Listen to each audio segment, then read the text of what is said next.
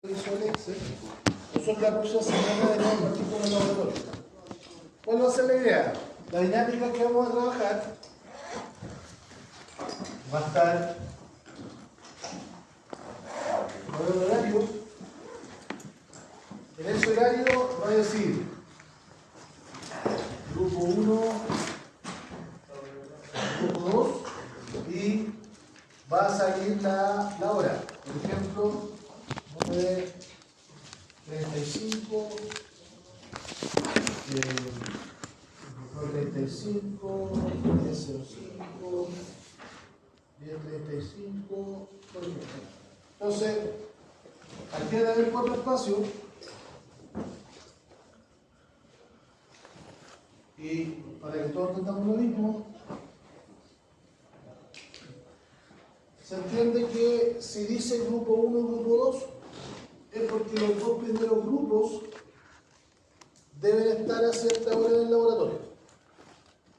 ¿Ya? ¿Cuál va a ser la dinámica? Lo que estábamos comentando. De estos dos grupos, nosotros vamos a trabajar con los primeros 2 laboratorios. ¿Ya? Y estos dos primeros laboratorios, usted los va a hacer en paralelo. Es decir, un grupo va a partir con el laboratorio de chispa, y el otro va a partir con Greener, y después de un rato se va a intercambiar. ¿Ya? Generalmente en estos primeros laboratorios uno habla del orden de la hora que viene a ser media hora para ambos laboratorios. Con un más que eso no. Y ahora, va a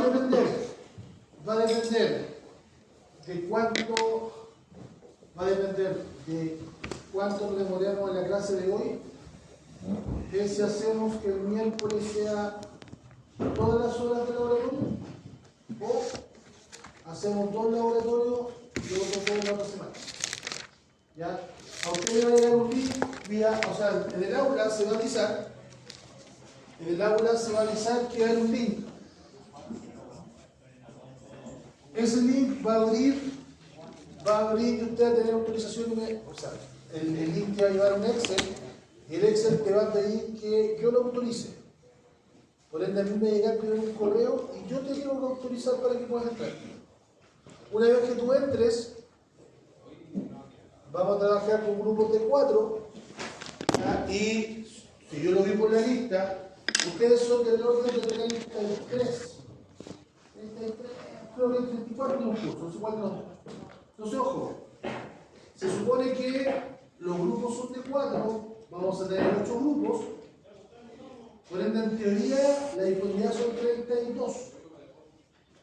¿Ya? Por ende, no necesito grupos de 3. No necesito grupos de 1 ni de 5. 4.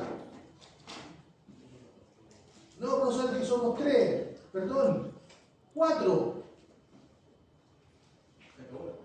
Si el día miércoles usted va a taller y yo veo la lista y veo que son grupos de 3, la verdad es que no va a entrar ninguno. Porque el grupo es de 4. Permiso. Es como así de simple, ¿no es cierto? Entonces, ojo, obviamente van a haber personas que deberían quedar dando vueltas porque en teoría son 33 o 34. ¿Ya? Dependiendo de ellos, es si se va a agregar un quinto grupo o sería trabajar 10 personas en la hora. Ojo con eso. Dijimos también que es importante los EPP, entiéndase, al menos zapato, cotona u overol. ¿Ya? ¿Empieza por acá?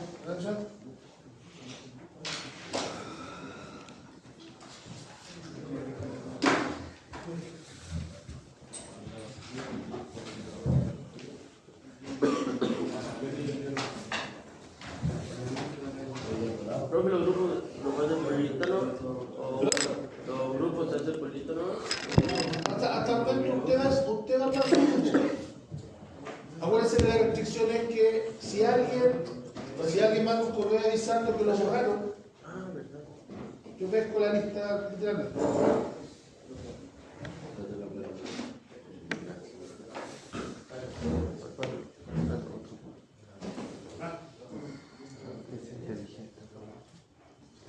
Porque lo más probable es que tengamos la zona uniforme.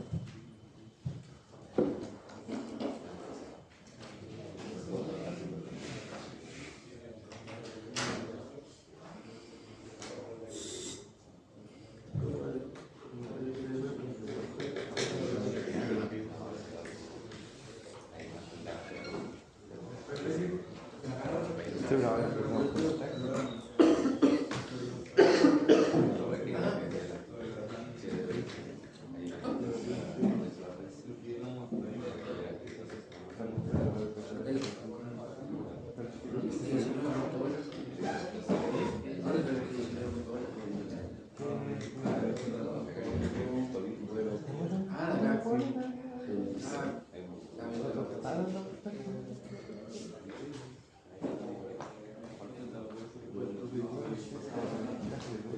Ya.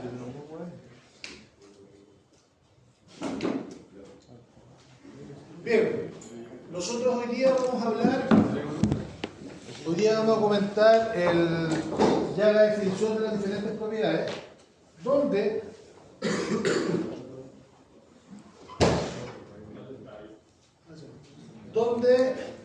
vamos a mostrar, dijimos que el tetraedro era importante, porque en el tetraedro teníamos las definiciones básicas, entiéndase estructura, comportamiento, procesamiento y propiedades.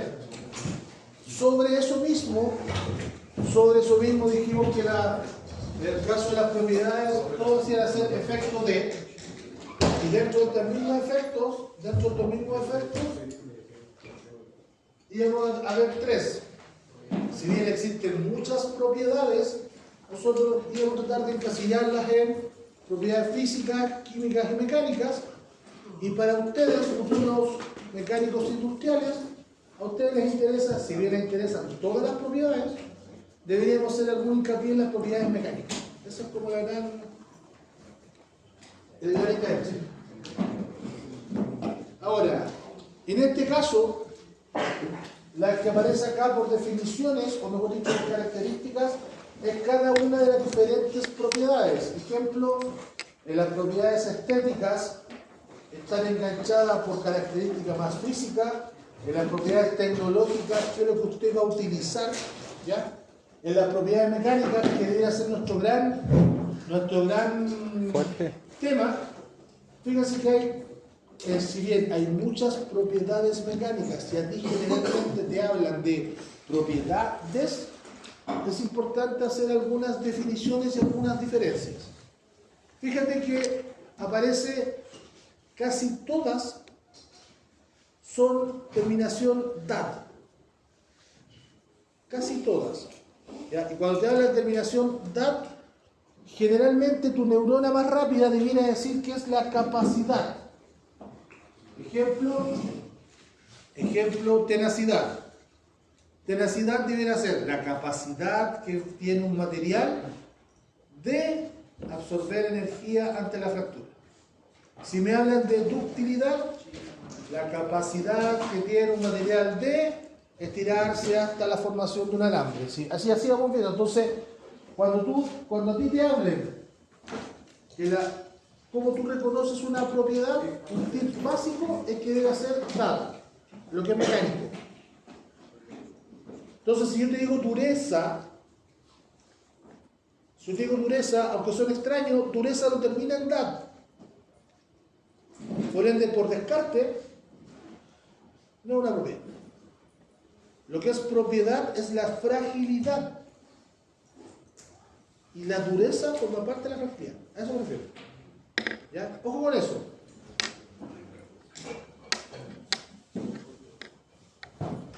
Vamos a comentar cuatro propiedades. ¿Ya?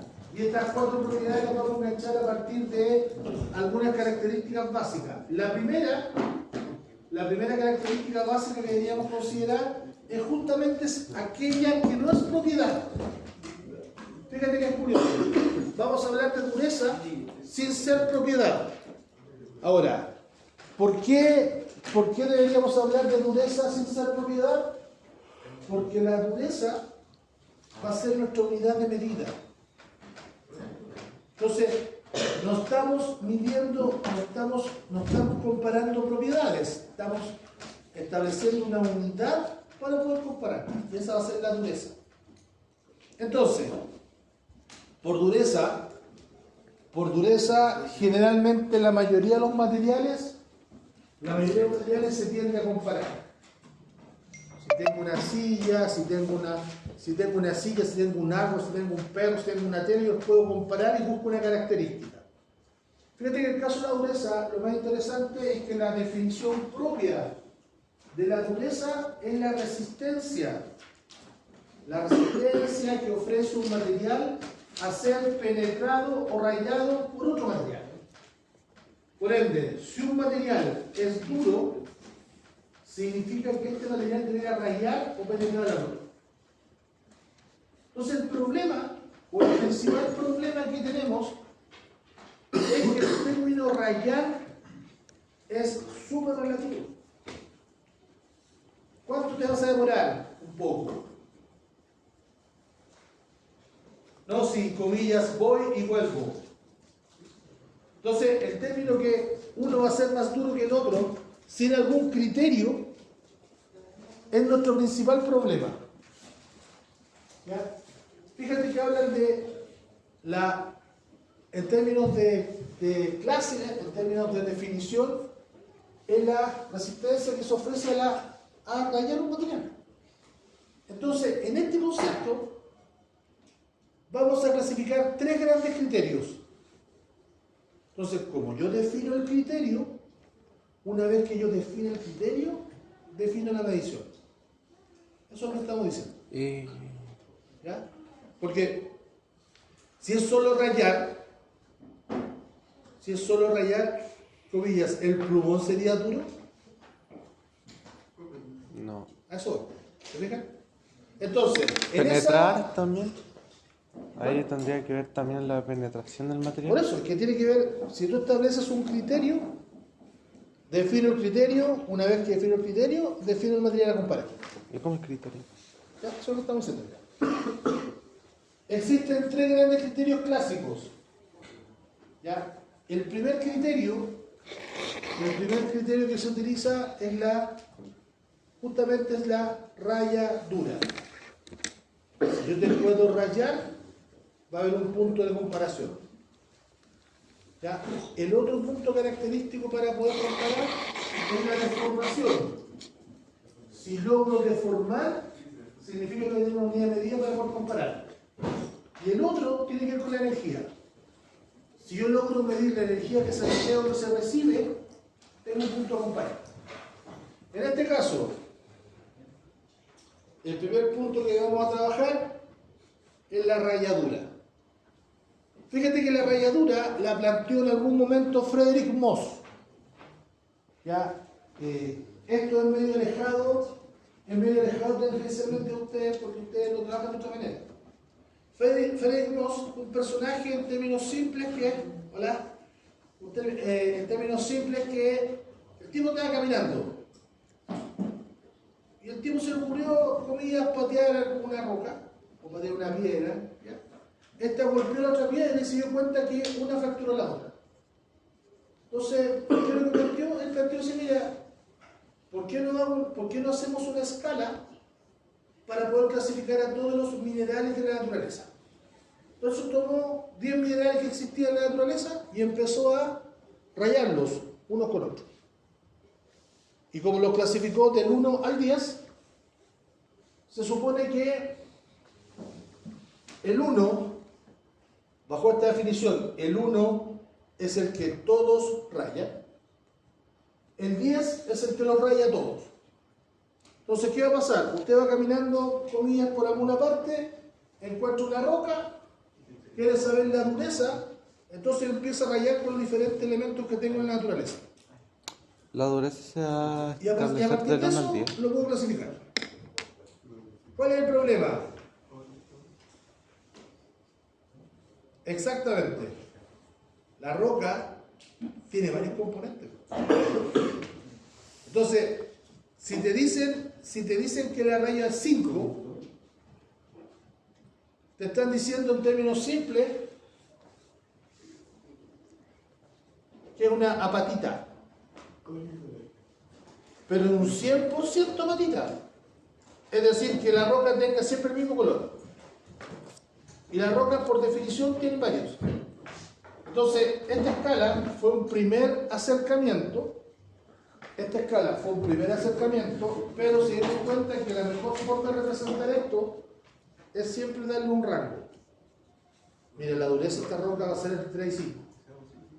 ¿Por qué 3? Porque va a tener más de un elemento que el otro. ¿Por qué 5? Va a tener el otro. Entonces así se fue arreglando la escala. En este caso, lo que no hay un solo criterio es respecto al diamante. Ya, el diamante, por definición, como está en la naturaleza, es el que los raya a todos. Todos los demás se van a empezar a colocar entre el 1 y el 9. Y si tienes algo que raya el 9 y el diamante lo raya, entonces va a quedar como 9 como algo, por decirlo de alguna forma. Entonces, del punto de vista de nuestro primer acercamiento, primer criterio, ralladura, primera forma de rayar, MOS, mineral. Esto está planteado justamente a partir de la raya de los diferentes tipos de minerales. Ahora, existe otra forma de clasificar por la raya, ¿ya? Que es más cercana a ustedes. Esa forma de rayar que es más cercana a ustedes es, comillas, cuando usted utiliza algo para comparar. Y ese algo para comparar va a ser la lima. ¿Ya? Característica básica de una lima. La lima es un material, es un acero que fue tratado. Se hace como cuando se templa un acero. No sé lo que es eso después. Es un material ferroso que tiene un tratamiento. Templado. ¿Ya? No sé lo que es eso, porque si yo lo he templado, asumo que usted sabe todo de acero. ¿Ya? Tiene un material, tiene un tratamiento térmico, lo cual le da una dureza predeterminada. Entonces lo que yo hago es comparar el desbaste o la viruta que genera la lima. Si yo comparo dos materiales, si un material tiene más viruta que el otro, voy a asumir de que un material va a ser más blando que el otro respecto a la lima. ¿Ya? Ahora, este elemento mecánico, ya que usted va a ser muy amigo, ya, este elemento mecánico, la característica que tiene es, la utilidad es muy simple. Fíjate que esta dureza o esta resistencia que tiene la lima es del orden de los 60 rotules. ¿Ya? Entonces, como tiene del orden de los 60 rotules C, del orden de un valor que es industrialmente muy duro, es difícil que la lima no raye algo. Es difícil. Entonces, ¿qué es lo que hace la mayoría de las empresas? Y de hecho a usted le va a pasar generalmente si tiene alguna de estas empresas. Si usted tiene un torno, si usted trabaja en un torno, si la empresa tiene un torno y no sabe si el material se puede tornear, una cosa es tratar de meter la herramienta de corte a desbastar o a sacar material, y otra cosa es utilizar la lima. Si yo con la lima puedo desbastar, significa que se puede tornear. Esa es la gracia que tiene todavía. Es una prueba que se utiliza hasta el día de hoy. ¿Ya? Fíjate que lo interesante es eso. Voy a utilizar la lima, voy a colocar, generalmente coloco el material en tornillo mecánico, aplico la posición ergonométrica, un pie delante y el otro atrás, levanto la lima levemente, supuestamente el ángulo lo más cercano a 45, y usted lo que hace es tratar de mantener un ritmo, una RPM.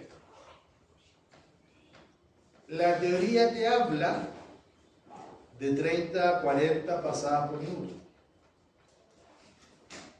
Lima, ángulo, pie delante y pie atrás, 30, 40 pasa.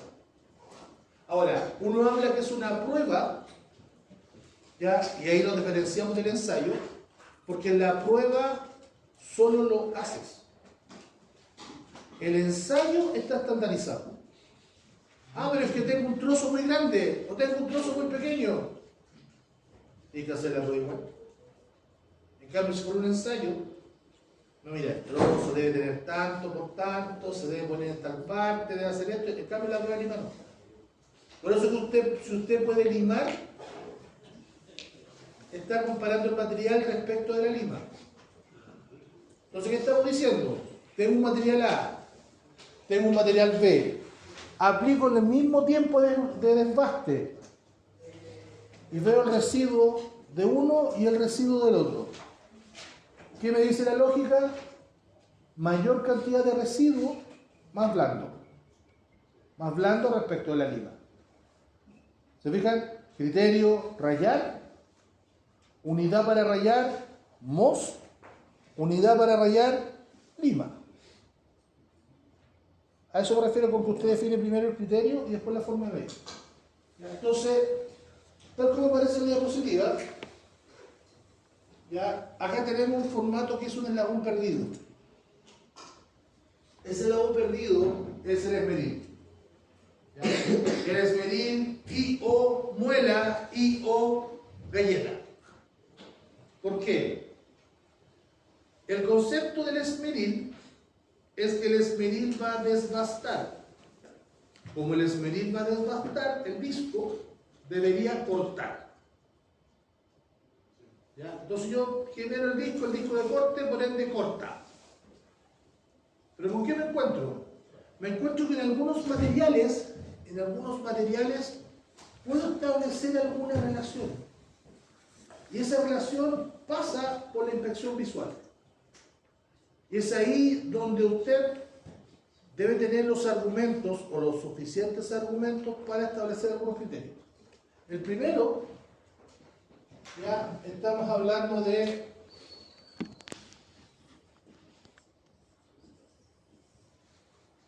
la chispa.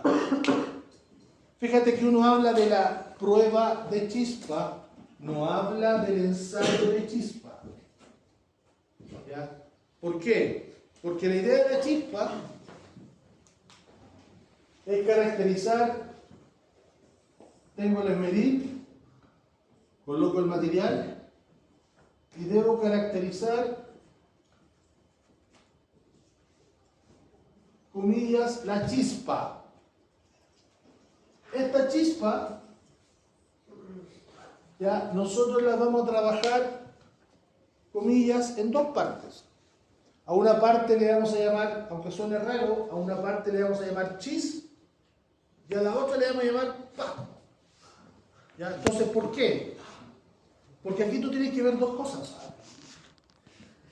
¿Ya? Tú tienes que ver dos cosas siempre. Por eso tú hablas de separar la palabra chispa como chis y como pa. ¿Ya? Lo primero que usted tiene que ver, dice relación con el haz de luz que se deforma. Es decir, esta parte. Este haz de luz, ese haz de luz tiene cierta tonalidad. Y esa tonalidad me va a caracterizar el material. Generalmente los aceros o los materiales ferrosos son los que generan esta tonalidad. Al hacer esta tonalidad significa que voy a ver diferentes, en teoría, debiera haber diferentes escalas de colores. Y debiera reconocer algunos cambios del mismo color. Si a mí me dicen amarillo, y me dicen amarillo tenue, amarillo intenso, amarillo pato, debiera ser capaz de reconocer las diferentes tonalidades del amarillo. ¿Ya? Se supone que tú, después de hacerlo muchas veces, deberías tener cierta experticia.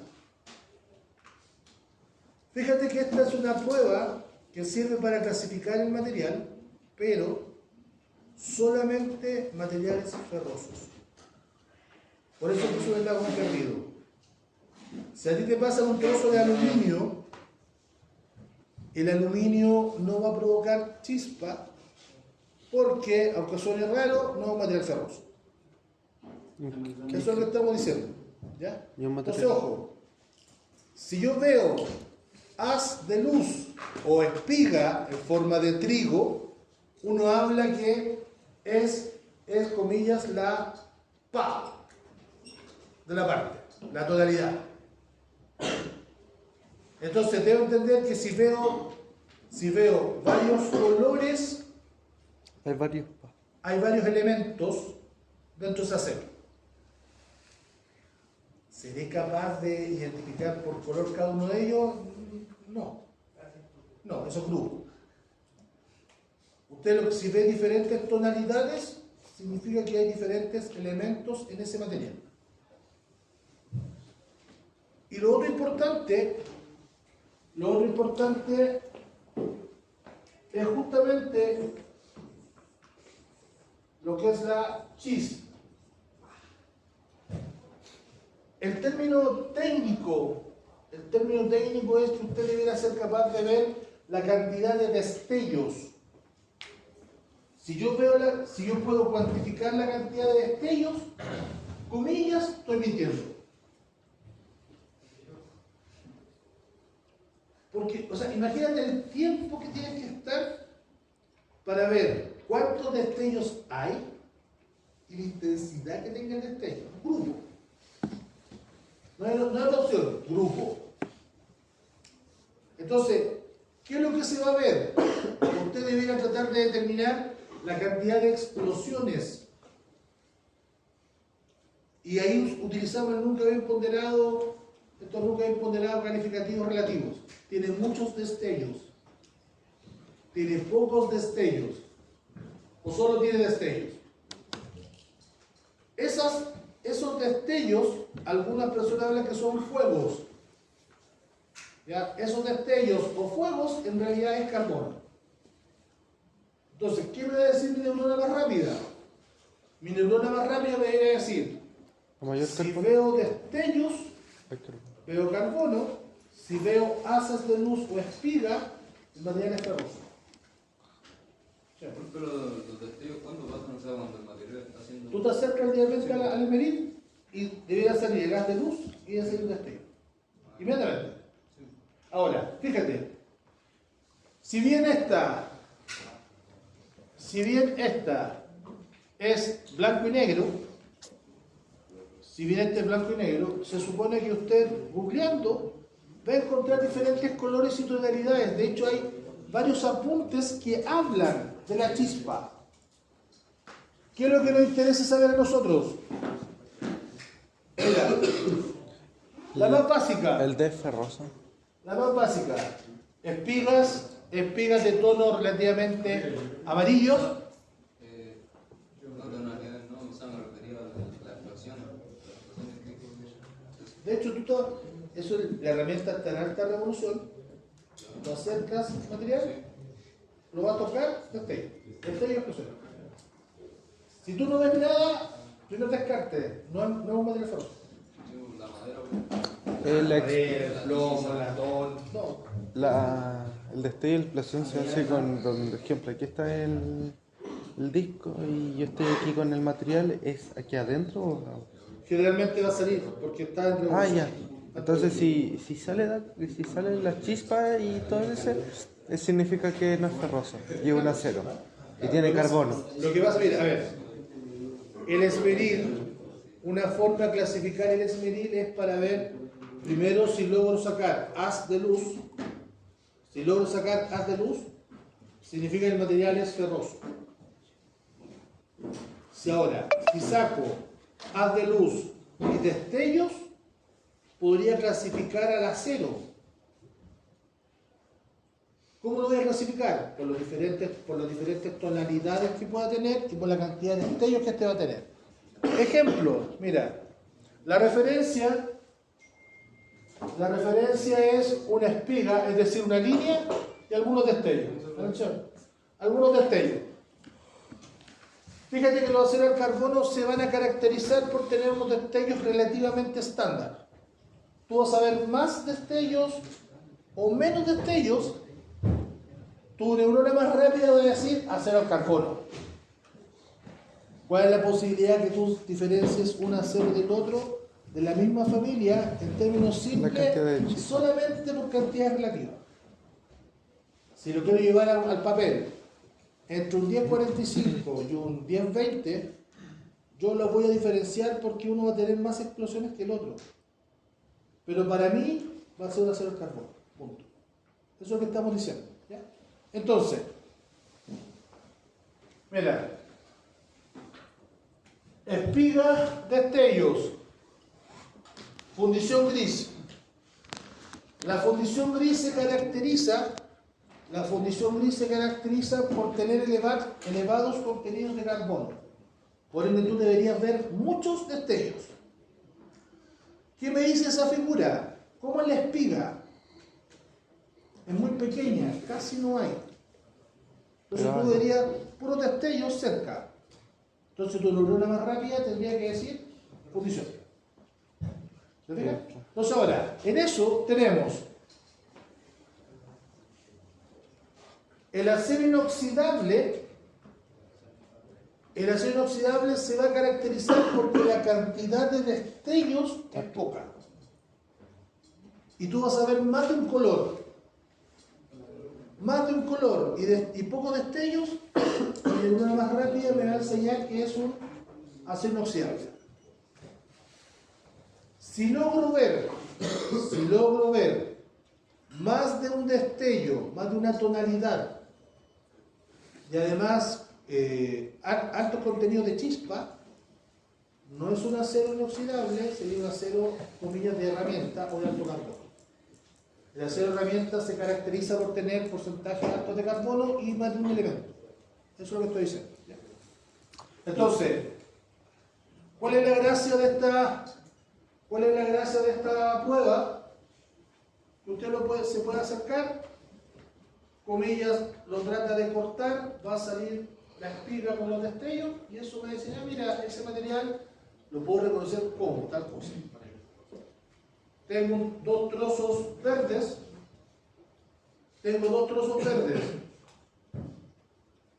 Los peso y pesan lo mismo. Entonces una forma de diferenciarlo sería medir. Uno va a salir espigas y destellos, el otro solo destellos. Estaríamos viendo un acero, comillas, al carbono y una fundición gris, a pesar de ser los dos de tonalidad verde. Eso es lo que estoy diciendo. Entonces,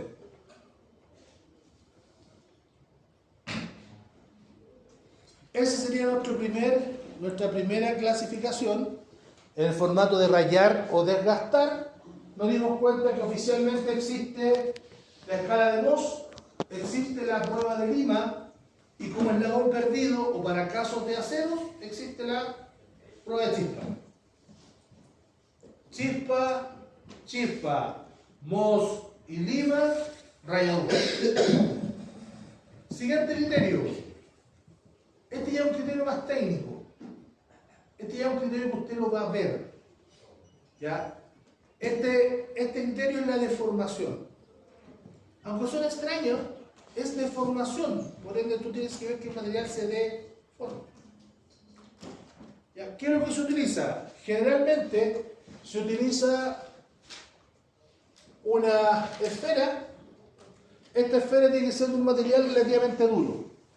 ¿Ya? Algunos hablan que esta esfera es de carburo tungsteno, WC. ¿Cuál es la gracia de esta bolita? Toda esta bolita le aplicas una carga. Como le aplican la carga a la bolita carga el material y esta se deforma. Entonces tú, ¿qué es lo que vas a mirar? Sí, se deforma. Tú vas a mirar el diámetro de la huella, no la profundidad. Tú vas a ver el diámetro de la huella, no la profundidad. Entonces, ¿qué me dice esto? tengo el material, le coloco la bolita, le aplico una carga. La bolita va a deformar, ahí tengo la bolita, y después saco la bolita y el material queda así. ¿Qué es lo que voy a hacer después? Voy a medir el diámetro. Entonces esto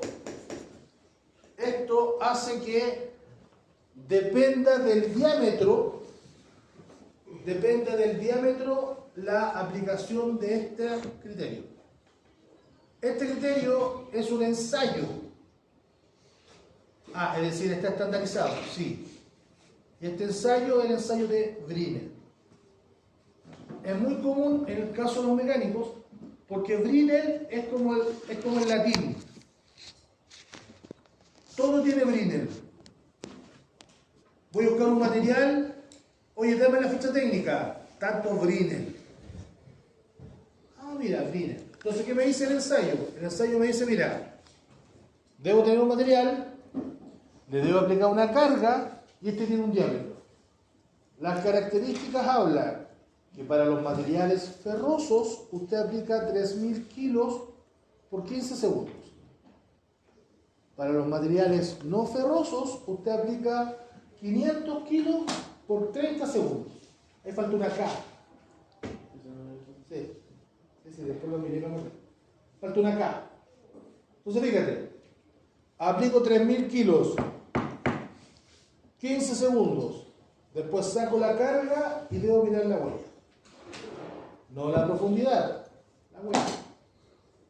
Esta bolita tiene un diámetro, ¿ya? Ese diámetro son 10 milímetros. Entonces, esta ecuación me habla, esa de grande deberían ser los 10 milímetros y la D más pequeña debería ser la huella que dejó el material. Entonces, fíjense en este detalle. ¿Qué pasa si el material fuera muy blando? Se rompe. Habría Una huella más grande. Adentro. Si el material es muy blando y tú aplicas la carga, la huella Quedaría debería del ser mismo. muy profunda. ¿Qué tan profunda? Del orden de los 10 milímetros. Y si usted se da cuenta, acá hay una recta. Acá hay una recta. Y esa recta va a hacer que mi material, comillas, no tenga lo que yo necesito. Por ende, mi material no se va a marcar. Por ende, va a salir sin carga. Entonces, cuando yo mida y me dé cuenta que el material tiene 10 milímetros, el problema soy yo. Debo siempre medir menos de 10. Eso es lo que me está diciendo. Ahora, mayor diámetro significa menor valor. Menor valor de qué. Es decir, el diámetro de la huella es más pequeño. El diámetro de la huella es más pequeño significa que el valor de Brinell va a ser más grande. Si tengo uno que tiene 500 Brinell y tengo otro que tiene 200 Brinell, ¿cuál de los dos debe tener la huella más grande? ¿El de 500 o el de 200? El de 500. Porque como el diámetro es más grande, el valor es más pequeño. Ahora tú estás dividiendo. Tú estás aplicando la forma de presión Brinell, en realidad es fuerza en área. En realidad es fuerza en área. Y esto depende del diámetro. Por ende, si el diámetro es muy grande, el valor es muy pequeño. ¿Se fijan? Entonces, si me da 200 y el otro me da 500, significa que el de 200, el diámetro fue pequeño para que el resultado sea más grande. O sea, perdón, el diámetro más grande para que el resultado sea más pequeño. Eso estoy diciendo. ¿Ya? Entonces, ¿Esto se aplica hasta el día de hoy en todos los materiales? Sí. La gran mayoría de los materiales que usted va a usar, la característica principal es que es Brinell. Si la ficha técnica le habla en Brinell, significa que la ficha es antigua. Pero se usa. En el comercio existen materiales que se clasifican por su dureza Brinell. ¿Ya? Las planchas más duras, comillas, todavía usted encuentra planchas como A500. Y ese numerito 500 es la resistencia a la dureza, que son 500 Brinell. A eso me refiero. H por dureza, B por Brinell. H es por H3. H3 es dureza en inglés y Brinell es la sal.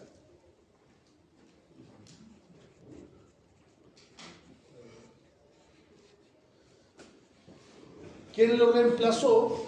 De hecho, si usted se da cuenta, antiguamente había que, usted operario tenía que aplicar los 3.000 kilos, medir la huella y además meter el valor en una ecuación. La posibilidad que estuviese malo era alto. Me equivoqué al medir, me equivoqué al aplicar la carga, me equivoqué al usar la ecuación. Usted se da cuenta de una diferencia notable entre 3.000 kilos y 500 kilos. Nos faltan aquellas personas que no entendieron el mensaje y le aplicaron 3.000 kilos a un material, comillas, no ferroso, por ende la huella quedó muy grande. Entonces una forma de evitar eso fue un cambio en este sistema.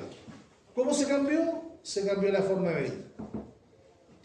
¿Cómo se cambió la forma de medir? Se cambió mediante el concepto, el criterio. Ya no hablamos de deformación, vamos a hablar de energía. Fíjate, en el caso de la energía, voy a aplicar una carga sobre el material. Y una vez que aplique la carga sobre el material, después de un tiempo, está suelto. Voy a aplicar una carga sobre el material, después de un tiempo, está suelto. ¿Qué es lo que debe pasar? El material debería tratar de devolver la carga. Entonces lo que yo voy a medir va a ser la capacidad que tenga el material de devolver la energía.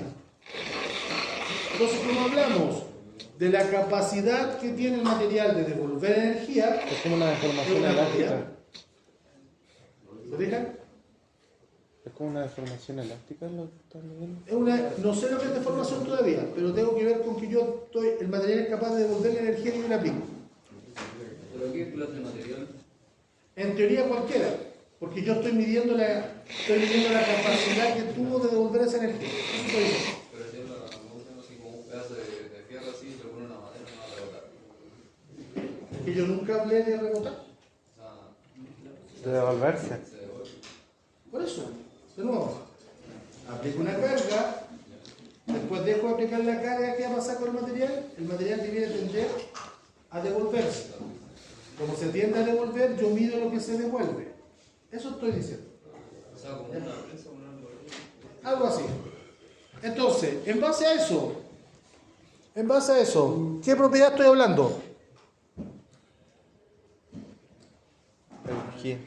O sea, yo no entiendo que llegué a las 8:15 para sentarte a jugar con tu celular. La verdad no lo entiendo. No lo entiendo. Yo no tengo drama si usted no quiere venir. Ojo.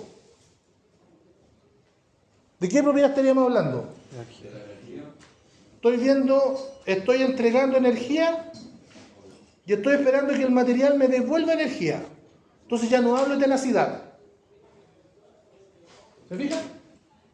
Dijimos, la capacidad que tenía el material de absorber energía ante la fractura iba a ser la tenacidad. Pero no se está fracturando. Así que no puedo hablar de tenacidad. Se está devolviendo. Estoy devolviendo energía, entonces la capacidad que tiene el material de devolver energía es otra propiedad, y esa propiedad se conoce como resiliencia. Entonces, si yo te entrego 10, tú deberías devolverme energía. Si yo te entrego 10 y tú me devuelves 10, Es lo mismo. se supone que en teoría el material debería ser perfecto. Porque te entregué 10 y me devolviste 10. El problema es que los materiales no son perfectos. Lo dijimos al principio. Acuérdense que al principio que hacían los materiales tendían a entregar o recibir electrones. Y eso asumía problemas energéticos. Entonces, ejemplo. Si tú a tu amigo le prestas 1.000 pesos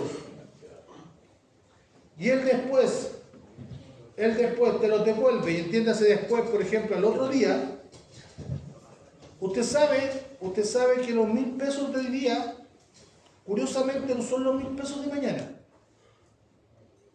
Porque tiene que ver con la variación de la UF, con la variación del IPC. Tú le prestaste 1.000 pesos y tu amigo te los transfirió. Entonces tú tendrías que transferir, o sea, tu amigo te tendría que transferir, comillas, la plata que tú vas a sacar del cobro que te hace el cajero. Entonces, en teoría, préstame 1.000, pero te tendría que devolver 1.300 o 1.500. Y no por el interés, sino porque te lo voy a transferir. ¿Se fija? Acá ocurre lo mismo. Yo al material le entrego 10 y la posibilidad de que el material me devuelva 10 Es difícil. es nula. Ninguno que Es nula.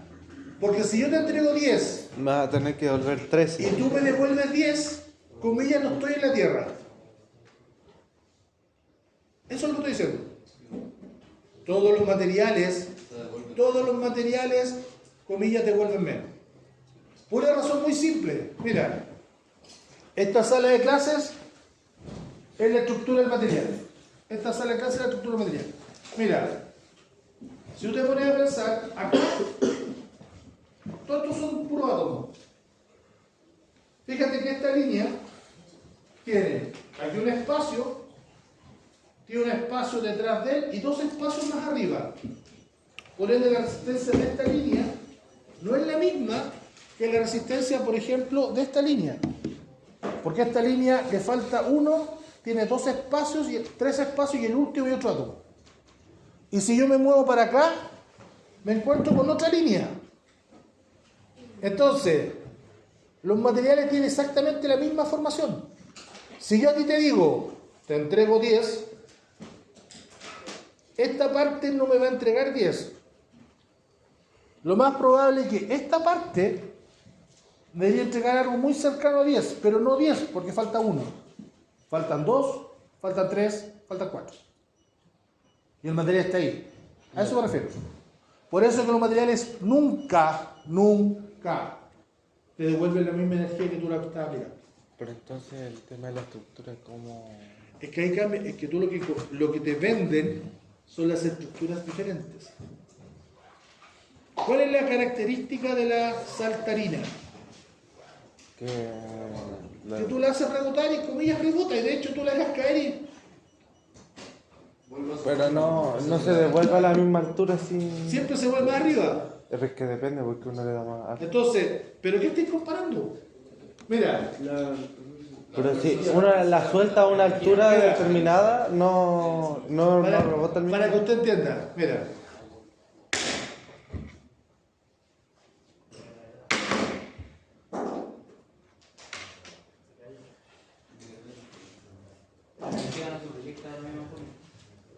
El metal transfirió energía a la madera.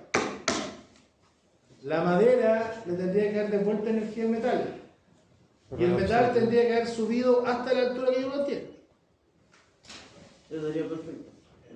Eso sería perfecto. ¿Qué hace la saltarina? Suelto la saltarina, rebota, incluso se pasa.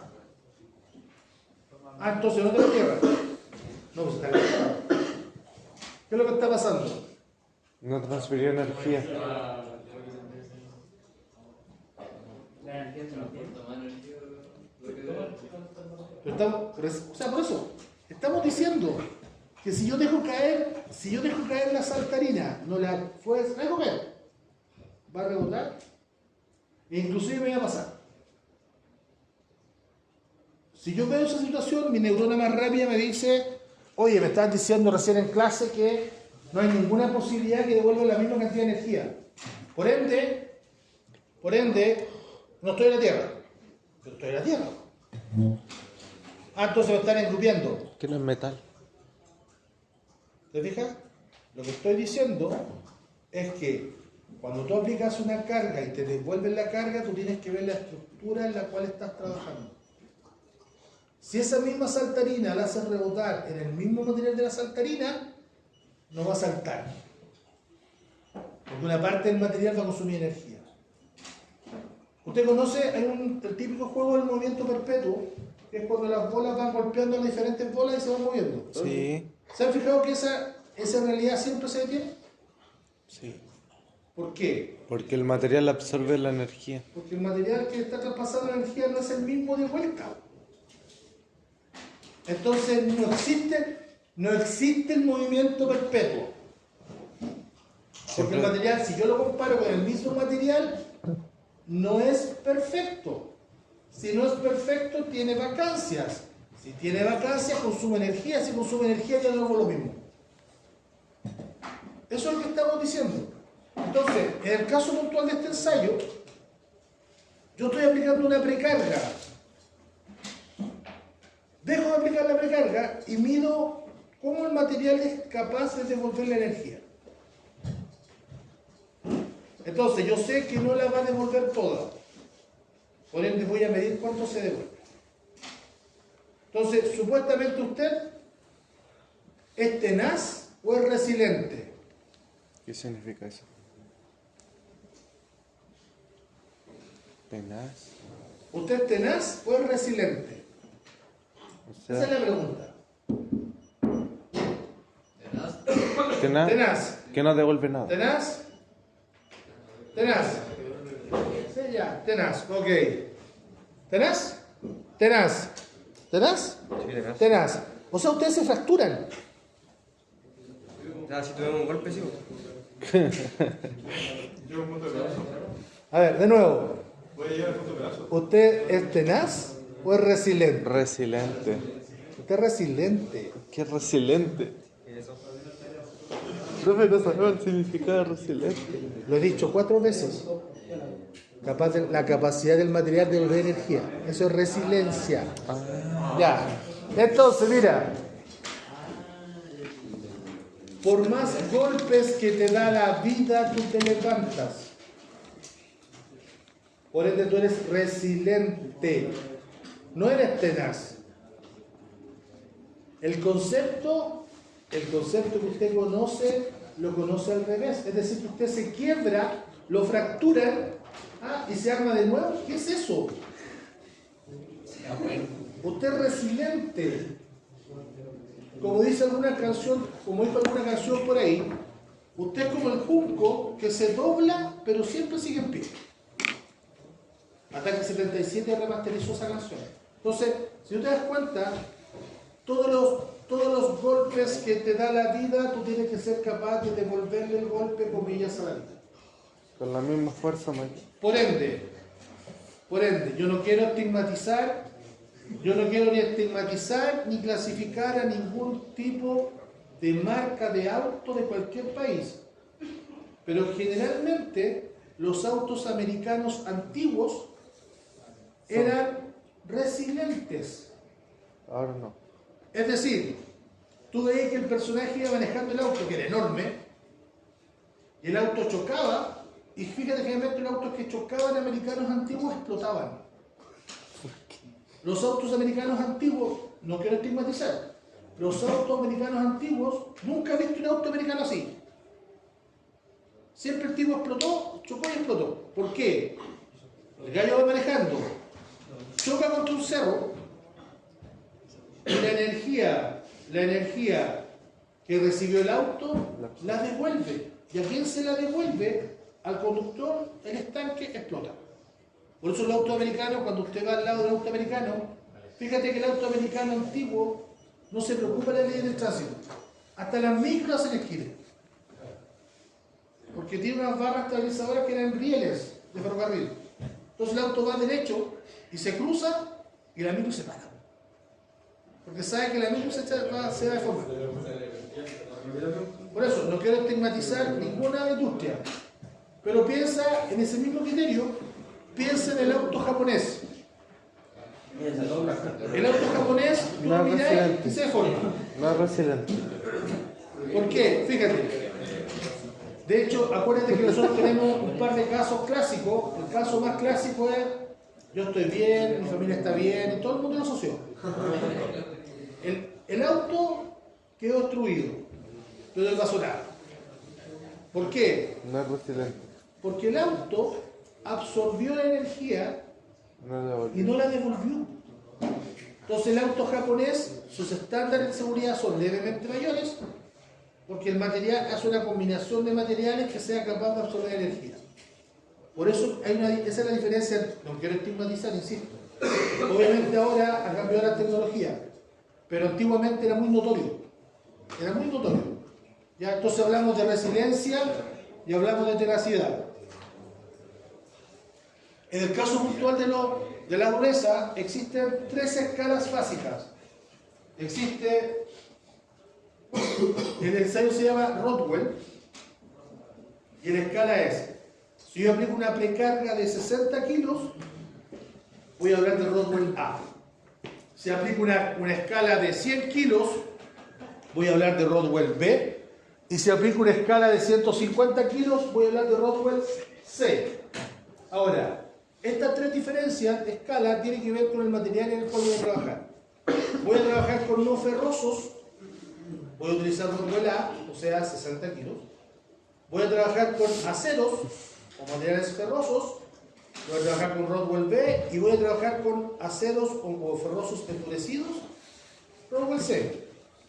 Es importante para esta escala que usted agregue el índice o agregue el material. Ejemplo.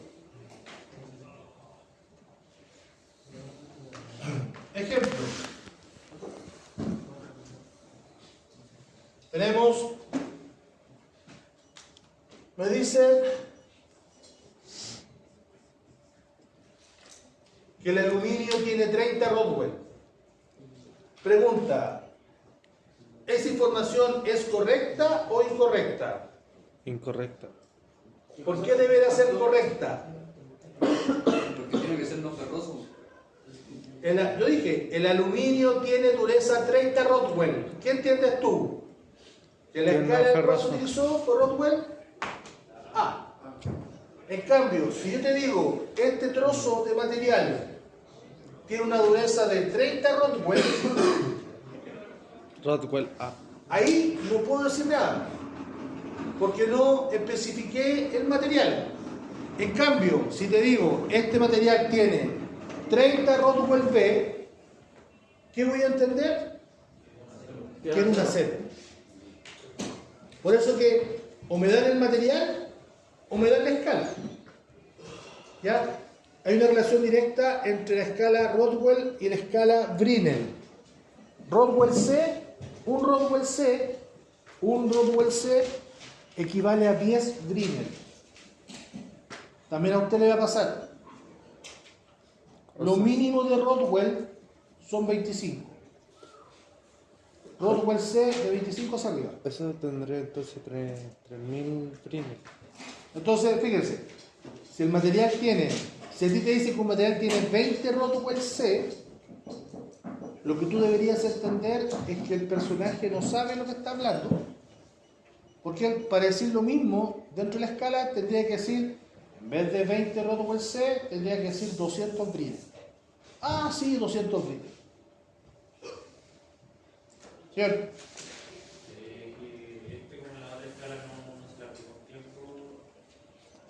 Acá del ensayo, cuando tú aplicas la carga, hay un reloj que te está moviendo.